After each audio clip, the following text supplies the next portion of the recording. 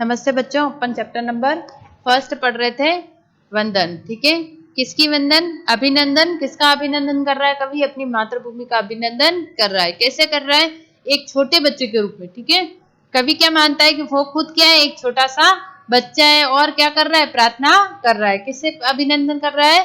किससे प्रार्थना कर रहा है? कि अपनी मातृभूमि की प्रार्थना कर रहा है। ठीक है, जैसे बच्चा भगवान की क्या करता है? वंदना करता है, उसी प्रकार जो कवि है वो किसकी वंदना कर रहा है? अपनी मातृभूमि की वंदना कर रहा है।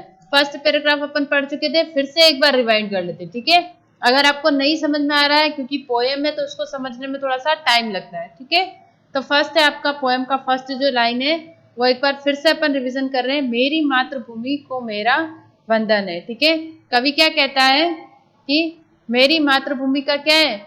मेरा वंदन है। क्या करता हूं मैं? इसकी वंदना करता हूं। ठीक है, कैसे वंदन करता हूं? एक बच्चे के रूप में कर रहा है, तो क्या कह रहा है कि मेरी जो मातृभूमि की धूल मिट्टी वो भी कितनी पवित्र है, जैसे चंदन खुशबू देता है, उसी प्रकार से मेरे देश की धरती की जो मिट्टी है वो भी खुशबू देती है।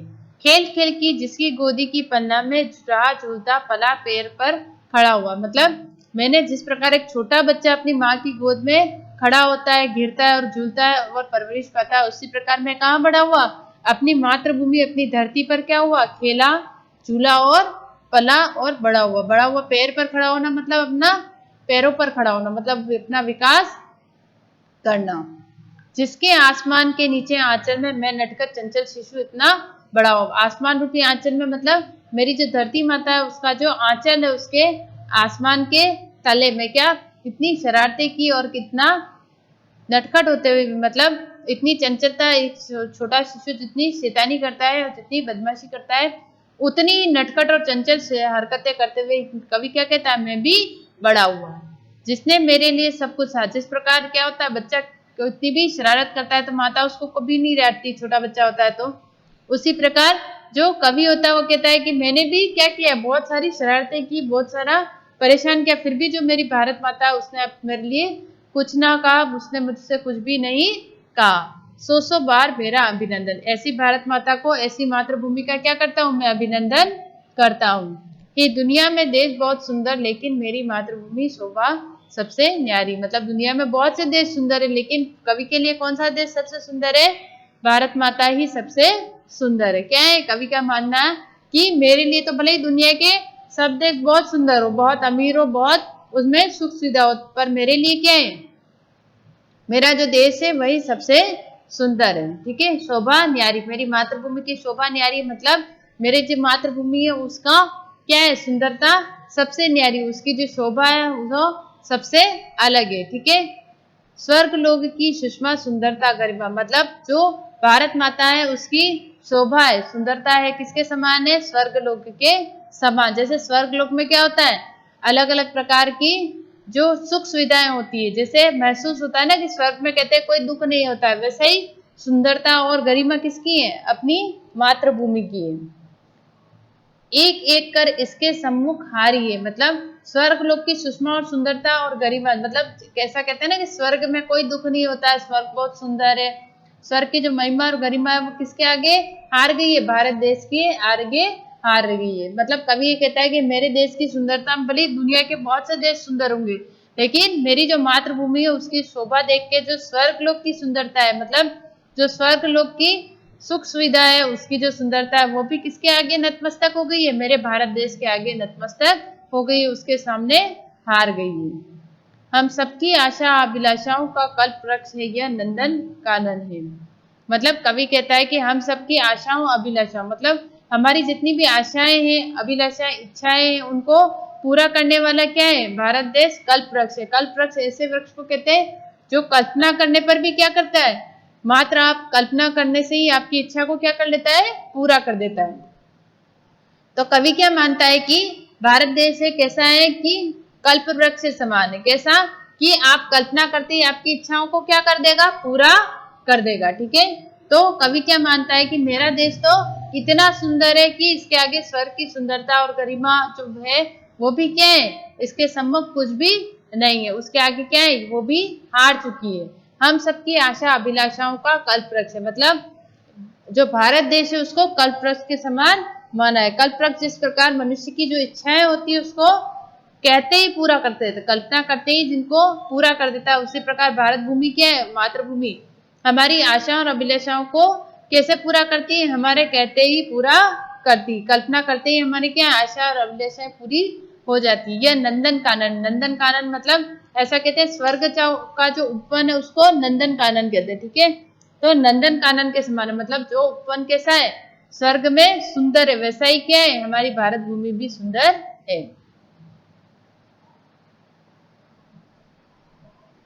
जब तक मैं जीवित हूँ इस धरती पर किसी तरह की आंच ना इस पर आने दूंगा। अब कवि क्या कहता है, जब तक मैं जीवित रहूंगा तब तक इस मातृभूमि पर आंच नहीं आने दूंगा। मतलब अगर मेरा जीवन है तो मैं क्या करूंगा, तब तक भारत भूमि की रक्षा करूंगा। अगर किसी पर प्रकार की आंच भी आती है तो मैं क्या करूंगा, सबसे पहले इसकी सुरक्षा के लिए खड़ा रहूंगा। कौन कहता है, कवि कहता है। किसकी सुरक्षा के लिए खड़ा रहने के लिए कहता है, भारत भूमि की सुरक्षा के लिए खड़ा रहने के लिए कहता है, ठीक है। बालक हूं मैं वीर भारत का वंशज हूं। अब कवि अपने आप को एक बालक के रूप में प्रेजेंट कर रहा है, ठीक है। वो क्या मानता है, मैं एक बच्चा हूं जिसकी परवरिश कहाँ हुई है, मातृभूमि जो रूपी जो माँ है उन्होंने की है, ठीक है।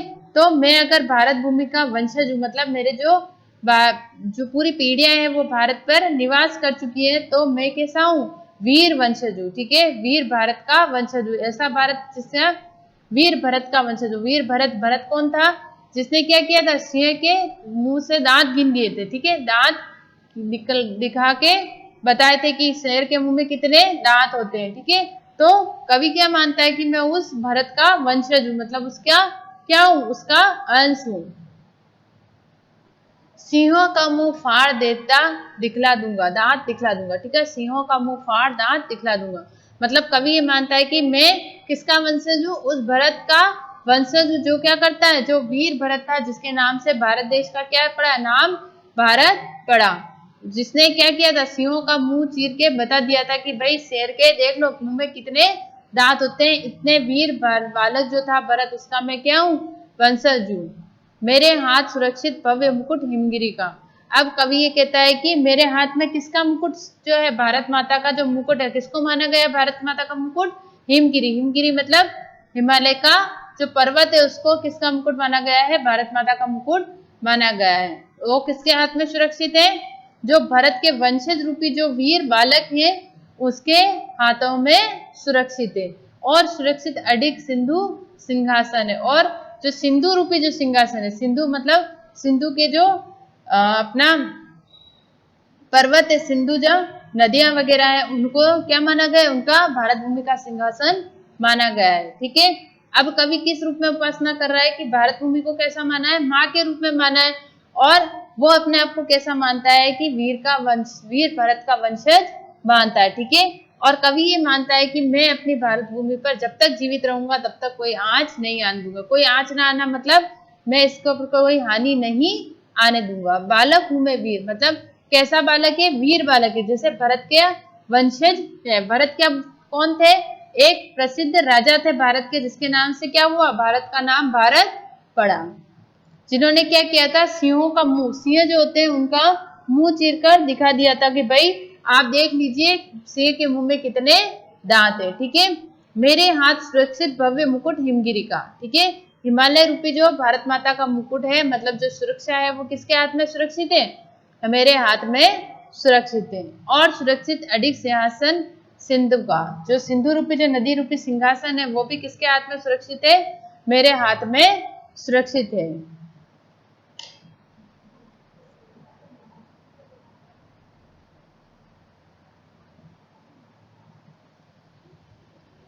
मैं रोली से नहीं उसी की मिट्टी से तिलक लगाता हूँ। अब कवि क्या कहता है, मैं तो रोली, रोली जो होता है ना सिंदूर, जिससे तिलक लगाते हैं वीर भूमि में जो व्यक्ति मातृभूमि की रक्षा के लिए जाते हैं, तो कवि कहता है कि मैं तो मातृभूमि का रोली से नहीं, मतलब मैं तो मेरे किसका तिलक लगाऊंगा, मातृभूमि की मिट्टी से ही अपने माथे का तिलक लगाऊंगा। क्यों, क्योंकि जो मेरे मातृभूमि की मिट्टी है वो ही क्या है, सबसे ज्यादा पवित्र है।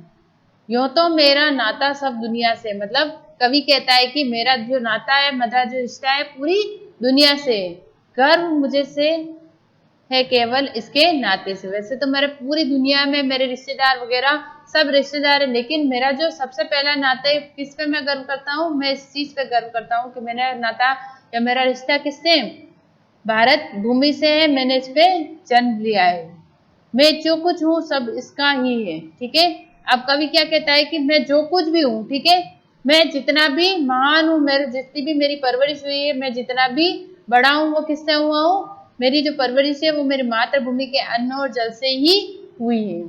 इसको ही मेरा सर्वस्व समर्पण है। अगर इसी ने मेरी परवरिश की है, इसी ने मेरे को मुझे बड़ा किया है, इसी का अन्न जल खाकर मैं इतना बड़ा हुआ हूं, तो मेरा जो जीवन है वो किसको समर्पित है, मातृभूमि को ही समर्पित है। ठीक है, ये आपका चैप्टर नंबर फर्स्ट एक बार अपन फिर से रिवाइड कर देते हैं।